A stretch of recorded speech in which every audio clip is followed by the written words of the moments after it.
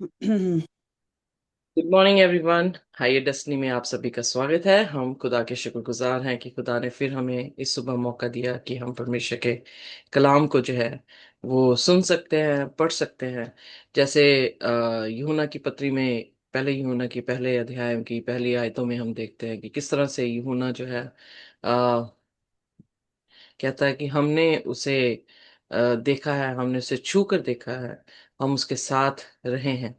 सो खुदावंद यीशु मसीह जो है यूहन्ना उसका पहला अध्याय उसकी पहली आयतों में हमें देखने को मिलता है कि वचन, आदि में वचन था, वचन परमेश्वर के साथ था और वचन ही परमेश्वर था। और 14वें वचन में लिखा है कि वही वचन देहधारी हुआ। सो खुदा का वचन जो इस समय हमारे पास है, और वो खुदा के कलाम के जरिए से हमारे बीच में जो है वो रह रहा है। सो इसलिए हम खुदा के शुक्रगुजार हैं कि हम जो है खुदा को रूबरू उसके कलाम से जो है वो देख सकते हैं। आज जो है वो गिनती उसका 14वां अध्याय है, और जिसमें हमने देखा किस तरह से 12 स्पाइस जो है वो जाते हैं मुल्क कनान में, और किस तरह की खबर जो है वो 10 जन जो है वो लेकर आते हैं। और उनकी खबर ने सारी इज़राइल को, सारी मंडली को जो है वो परेशान किया।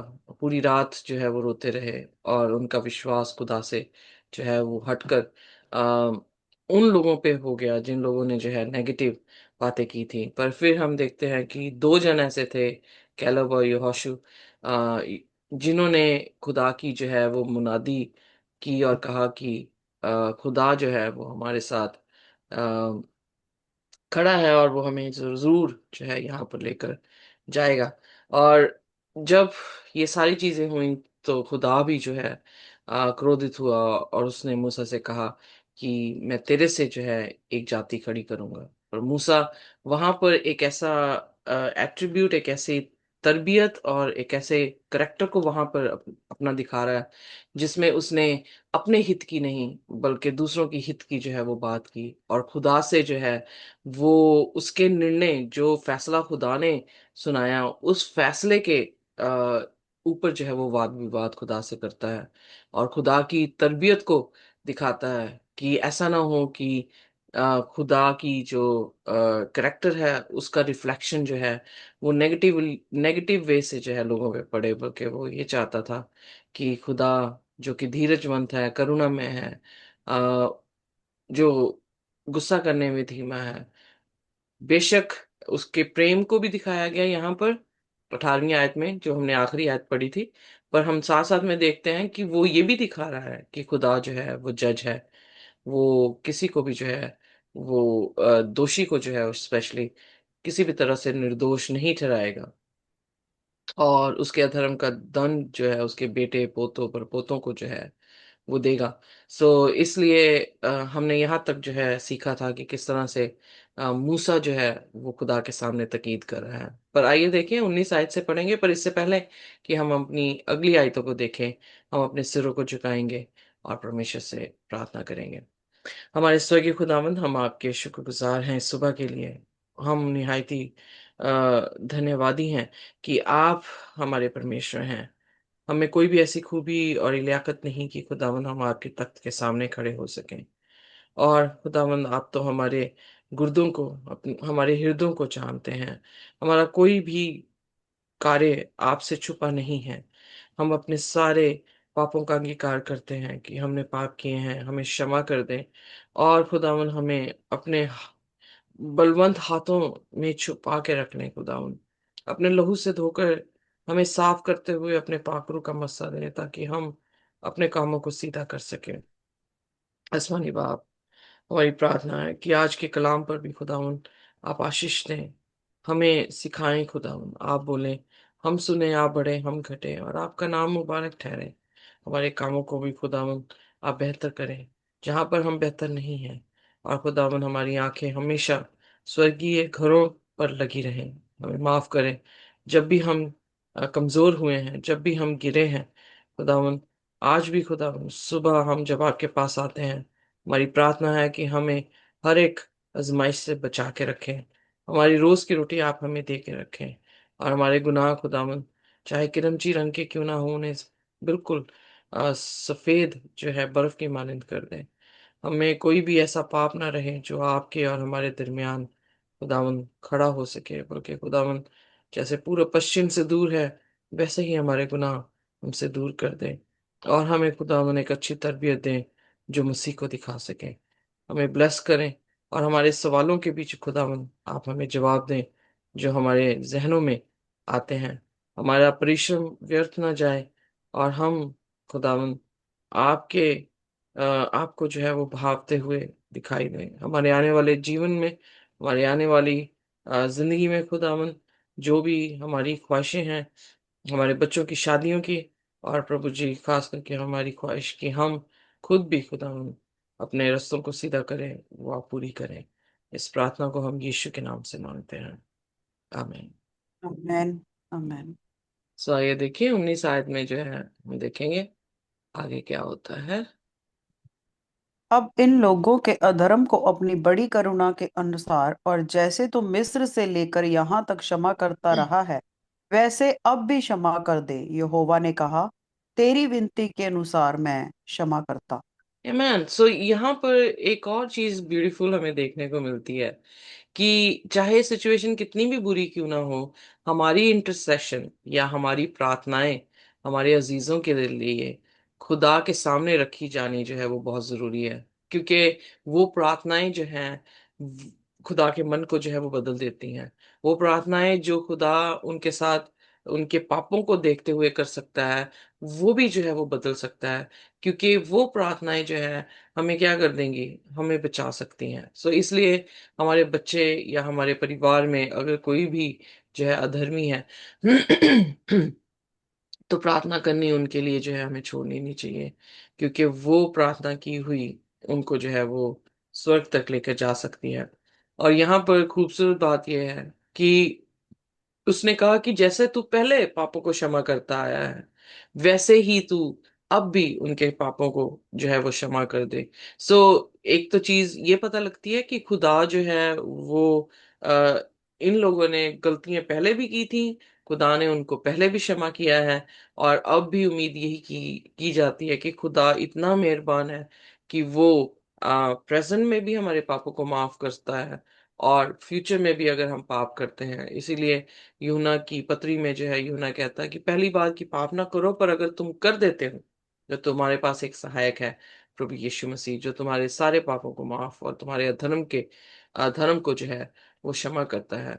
सो यीशु मसीह की तरबियत जो है वो ओल्ड टेस्टामेंट में भी और न्यू टेस्टामेंट में भी एक जैसी है कि वो गुस्सा करने में धीमा है, वो हमारे पापों को क्षमा करने में जो है वो तेज है। और अगर हम प्रार्थना करते हैं और अंगीकार करते हैं, और इनफैक्ट दूसरों के लिए भी अगर हम प्रार्थना करते हैं कि खुदा उनके पापों को माफ कर दे, स्पेशली अपने बच्चों के पापों के लिए। अय्यूब की जब हम किताब पढ़ते हैं तो अय्यूब अपने बच्चों के लिए भी जो है वो वेदी पे अपनी सेक्रीफाइस, अपना बलिदान जो है वो चढ़ाया करता था।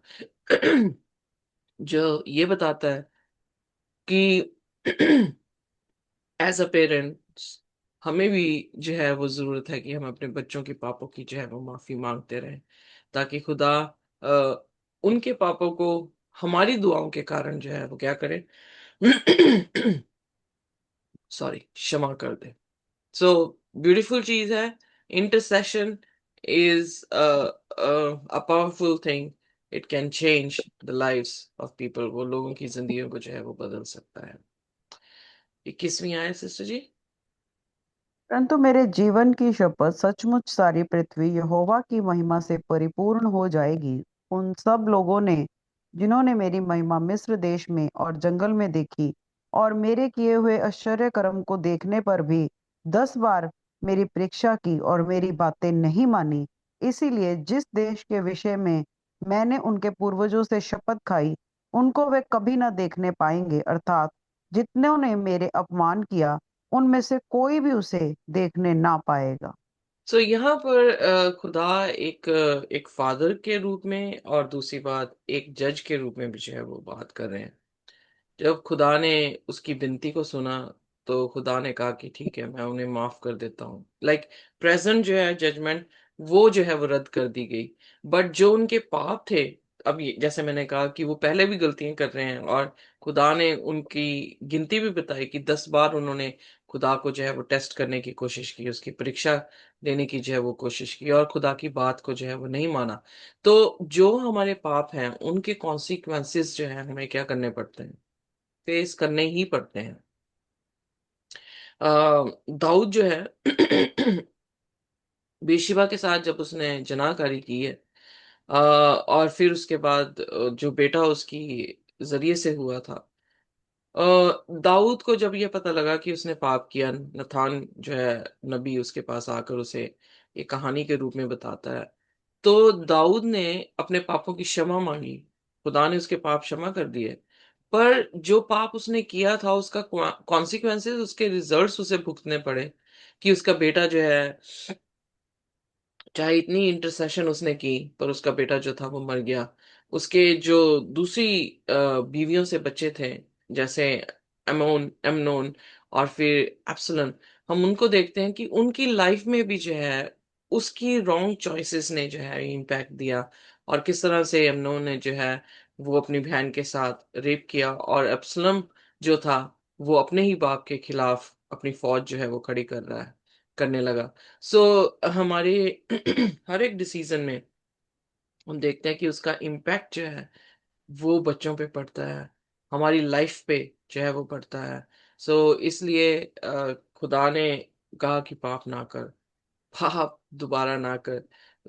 मरियम मगदलीन जब पकड़ी गई है तो उसे छुड़ा तो लिया खुदा ने उस जगह पे, तो खुदा ने एक हिदायत यीशु मसीह ने जो है उस औरत को दी, कि जब पूछा कि तेरे विरोधी कहाँ है, तो वो कहती है प्रभु कोई भी नहीं है, तो मैं भी तेरे पर दोष नहीं लगाता, जा पाप दोबारा ना करना।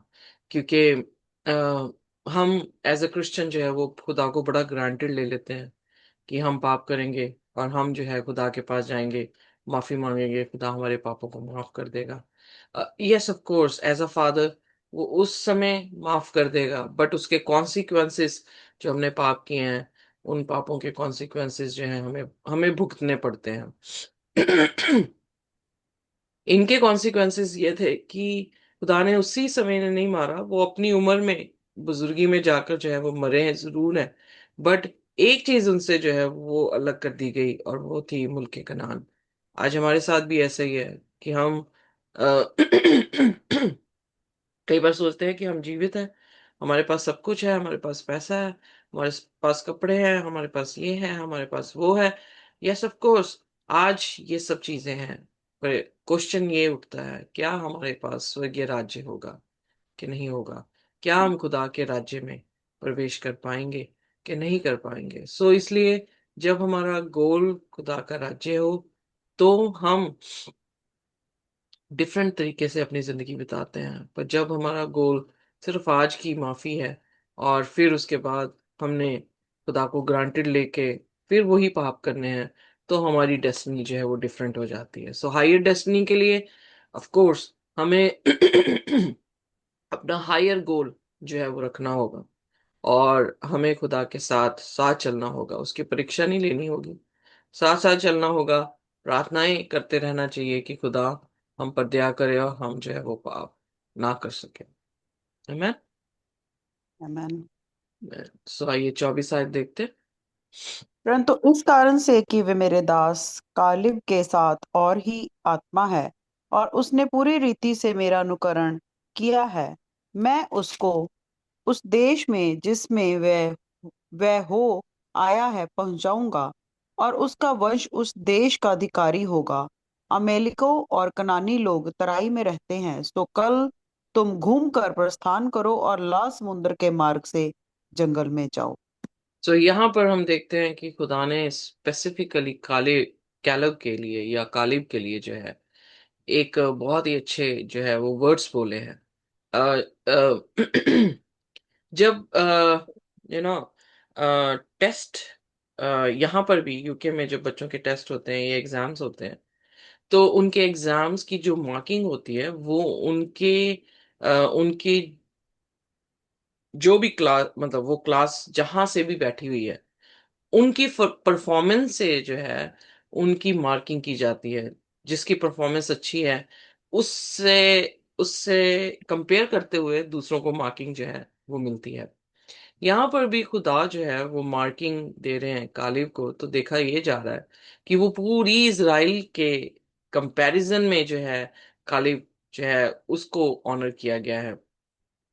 जबकि इजरायली जो है वो 10 बार खुदा की बात को नहीं माने थे, 10 बार उन्होंने खुदा की परीक्षा की है, पर कालिब के लिए कहा गया कि इसके पास आत्मा जो है वो कोई और ही है। कौन सी आत्मा थी उसके पास? उसके पास ये आत्मा थी कि वो आज्ञाकारिता में रहता था, उसकी पूरी रीति से मेरा अनुकरण किया है। अनुकरण करने का अर्थ क्या है?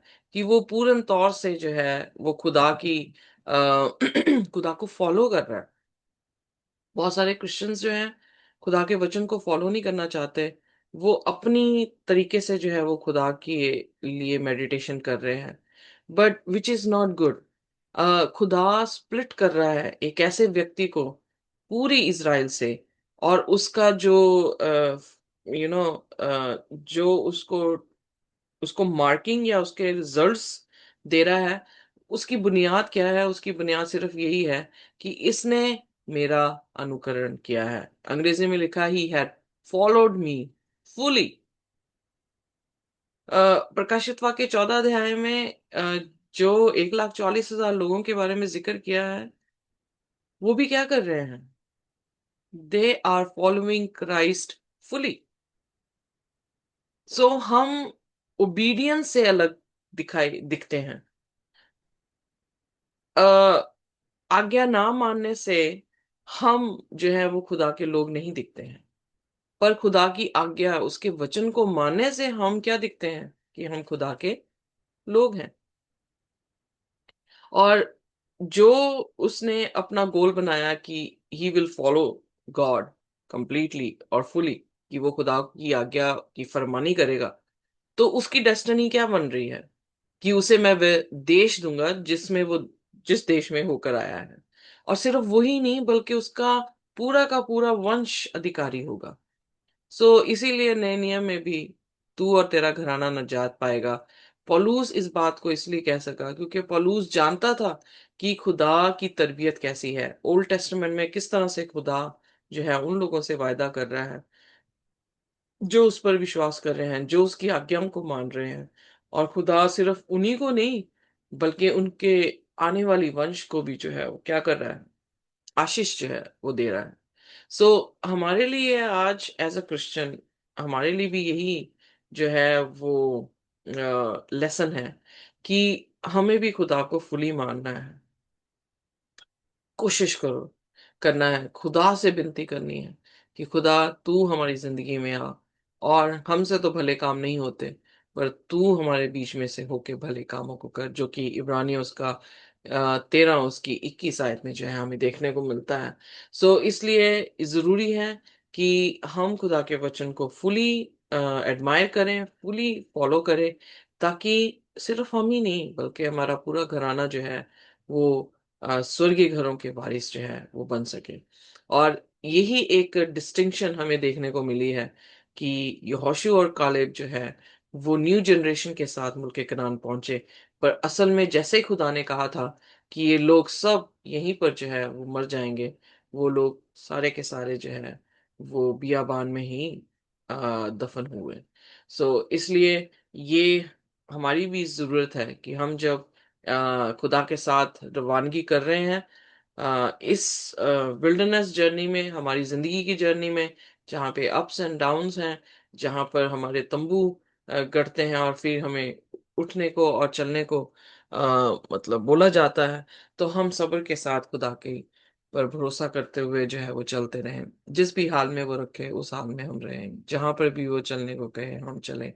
सो विलिंगनेस और ओबीडियंस खुदा के प्रति जो है हमारी बहुत जरूरी है, जिसके कारण हम जो है वो स्वर्गीय घरों में जा सकते हैं। और खुदा ने जो है उन्हें मूसा से आदेश किया कि वो अब जो है अमलेकी और कनानी लोग तराई में रहते हैं, तो कल जो है उन्हें कहाँ घूम कर प्रस्थान करना है? लाल समुद्र के मार्ग से जंगलों में जाना है। इंस्टेड ऑफ कनान देश में लेकर जाना, जबकि मेजॉरिटी जो है वो खुदा पे विश्वास नहीं कर रही। तो खुदा का निर्णय भी जो है वो क्या हो गया, चेंज हो गया। पर्सनल साल्वेशन हम देखते हैं कि दी गई है, पर कलेक्टिवली कलीसिया का या कलेक्टिवली जो रवैया था इजराइल के, उस रवैये को देख के क्या हुआ है, खुदा ने उन्हें जंगलों में फिर जो है रवाना कर दिया। कनान देश में जो है नहीं लेकर आए हैं। सो इसलिए हमारी जर्नी, अगर हम देखें कि मूसा ने अपनी जर्नी में 80 साल लिए कि वो खुदा के साथ चल सके, पर दानियल जो है वो नौजवानी में ही खुदा के साथ चलने लगा। सो जितनी जल्दी हम ओबीडियंस में आते हैं, जितनी जल्दी हम खुदा के हुक्मों की फरमानी करते हैं, उतनी जल्दी हम रिडीम हो जाते हैं। और जितनी देर हम लगाते हैं खुदा के कलाम पे चलने के लिए, उतनी हमारी रिडेम्पशन जो है वो क्या हो जाती है, देरी में हो जाती है। सो इसलिए हमारी जर्नी मुल्क कनान तक पहुंचने के लिए उतनी जल्दी हम जा सकते हैं। जहां 40 दिन का रास्ता था, 40 साल लगा दिए उन्होंने, because they were not fully following Christ और गॉड। वो पूरी तरह से खुदा को नहीं मान लेते। आज हमारी भी कलीसियाओं की स्थिति इसी तरह से है कि हम अपने घरों में नहीं, अपने कलीसियाओं में स्वर्ग नहीं बना पाए, क्योंकि हमने खुदा को फुली जो है वो एक्सेप्ट नहीं किया। सो आइए हम खुदा से ये मांगे कि खुदा, आ, आप हमें ये अकल और बुद्धि दें, ताकि हम आपको फॉलो कर सके, जैसे कालिब ने फॉलो किया, और उन घरों के वारिस हो सकें। सिर्फ हम ही नहीं, बल्कि हमारा कुल, हमारी पूरा जो है परिवार जो है उन घरों का वारिस हो सके। जैसे रहाब, जितने भी लोग उसके घर में थे उन सभी को बचा लिया गया। हम भी आ, चाहे हजारों को ना प्रचार कर सकें, पर अपने घर को जो है वो खुदा के सपुर्द हमेशा करते रहें, ताकि हम और हमारा घराना जो है वो बचाया जा सके। खुदा जब अपनी जजमेंट दे रहा है, वो कलेक्टिवली पूरी इसराइल को दे रहा है, बट जो रहम है, वो पर्सनली रहम जो है वो लोग रिसीव कर रहे हैं। वो लोग रिसीव कर रहे हैं उसकी मर्सी, जिन्होंने अपने तरबियत में खुदा के लिए प्यार मोहब्बत दिखाई है, खुदा की आवाज को सुना है और उसके पीछे हो लिए। Man Amen.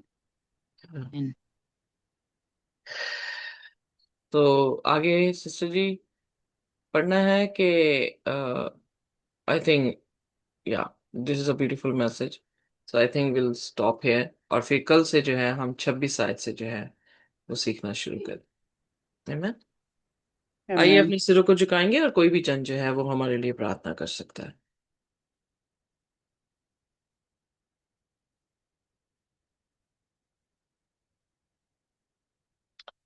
जमीन और आसमान के हमारे मालिक, हमारे सृजनहार खुदावन, हमारे नजात दहिंदा, जो हमारे लिए आके क्रूस पे कुर्बान हुआ, और उसके लहू के वसीले से आज हम जिंदगी पाते हैं। हम बहुत ही शर्मिंदा हैं खुदा, कि हम किसी भी तरीके से पूर्ण तौर से आपकी आवाज को नहीं सुनते हैं। हम अपनी मन मर्जी करते हैं, और खुदावन आज तक हम दुख में हैं, क्योंकि हमने अपने आप को पूर्ण तौर से आपको नहीं दिया है। पर हम जानते हैं कि मसीह का अनुग्रह हमारे लिए काफी है। इसलिए मसीह यीशु के वसीले से आपके पास आते हैं, और चाहते हैं कि आप हमें कबूल करें, हमारी जिंदगी को सुधारें, और खुदावंद हमें सब्र दे के रखें। जहां भी आप हमें रखें हम उसमें खुदावंद आनंदित हो, और जहां पे भी आप हमें लेकर चलें, हम खुदावंद उसमें आपके साथ रजामंद हो। हमारी जिंदगियों के हर फैसले खुदावंद आप करें, आपकी रजा हमारी जिंदगियों में पूरी हो, और हम किसी भी तरह से अपना दिमाग ना चलाएं। उन सभी के लिए प्रार्थना करते हैं जो हमारे लिए दुआएं करते हैं, उन्हें आशीष और बरकत दे। हमारे बच्चों को खुदावन उनके पापों गुनाहों को माफ कर दे। हमारे अजीजों के माँ बाप भाई बहनों को, उनके आगे बच्चों पे भी आपकी रहमत हो। इवन अपने दुश्मनों के लिए भी हम यही प्रार्थना करते हैं खुदा, उनकी उन पर भी आपकी रहमत हो, उनके दिलों को भी जो है वो आप चेंज कर दें। इस दुनिया में जो कलेश है, जो वॉर्स हैं खुदावन, अगर आपकी इच्छा हो तो उन्हें भी खुदावन आप शांत करें। बहुत सारे लोग जो हैं वो मर गए हैं खुदावन, और इतना कलेश उनके घरों में है, पर धन्यवाद करते हैं कि आपने हमें बचा कर रखा है। पर उन परिवारों को भी खुदावन आपके हाथों में देते हैं कि आप उन्हें हौसला अफजाई करें, आप उन्हें तसल्ली बख्शें। ये सारी चीजें होनी जरूरी हैं क्योंकि आपका आना जल्द है। पर हम आपकी शांति को अपने परिवारों पे और अपने अजीजों के, अपने दोस्तों और अपने दुश्मनों तक जो है खुदावंद मांगते हैं कि आप हमें अपनी तसल्ली बख्श के रखें। जब तक हम आपको देख ना लें खुदावंद, आप हमें रोज की रोटी बख्शते रहें, और हमारी जिंदगी के सांसों के लिए भी हम आपके शुक्रगुजार हैं, धन्यवाद करते हैं। हमारी नजरें हमेशा आपको देखती रहें, उन घरों को ताकती रहें जो घर आपने हमारे लिए बनाए हैं। और प्रभु, हमारे से जो भी गुनाह गलतियां होती हैं वो हम ना करें, ऐसी हमें कुव्वत और ताकत दे दे। ब्लेस करें जहाँ पे हमारे दिमाग कंफ्यूज हैं अपने रिश्तों को निभाने के लिए, जहाँ पे हमारे दिमाग कंफ्यूज हैं अपने बच्चों के लिए, उनके जीवन साथी ढूंढने के लिए, खुदावन हमारी प्रार्थना है कि आप वो सारे रास्ते, सारे दरवाजे खोलें, सारी कंफ्यूजन्स दूर करें, और हमें बताएं कि हम जो है वो कहाँ जाएं। हमारे दिल की लालसाओं को भी खुदावन हम ओवरकम कर सकें, हम अपनी देह को क्रूस पर हर रोज चढ़ा सके, और मसीह हमारे में जीवित हो सके। ऐसी आप कुव्वत और ताकत दें। हमें सबको ब्लेस करें। जो कलाम पढ़ा है, सुना गया है, सुनाया गया है, उस पर आपकी आशीष हो, और उनकी जिंदगियों पे भी खुदावन आपकी आशीष आए जो ये सुनते हैं। इस प्रार्थना को यीशु के नाम से मांगते हैं, आमीन। आमेन। खुदा की शांति और उसका अनुग्रह हमारे साथ जब तक हम प्रभु यीशु मसीह को रूबरू ना देख लें, इसी तरह से बना रहे। आमीन। आमेन।